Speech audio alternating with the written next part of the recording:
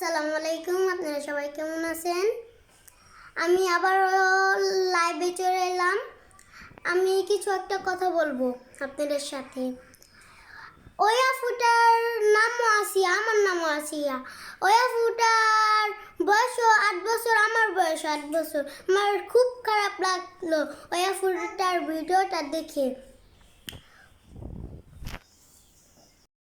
আমাদের ছোট ছোট বাচ্চাদের যদি নিরাপদ না হয়, ওই ফুটা তার বোনের বাড়ি গেছিল, সেই বোনের বাড়ি যেয়ে যদি নিরাপদ নাই পায়, তাহলে আমরা কোথায় নিরাপদ পাবো? আপনারাই বলেন। ওই ফুটার সাথে যারা এরকম করছে তাদের বিচার চাই, বিচার চাই।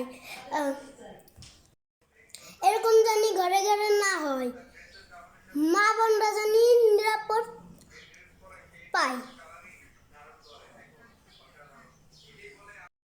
যারা এরকম করছে তাদের জানি ফাঁসি। আমার খুব কান্না আসছে আপুটার ভিডিওটা দেখে। দুষ্ট লোক জানি ফাঁসি হয়।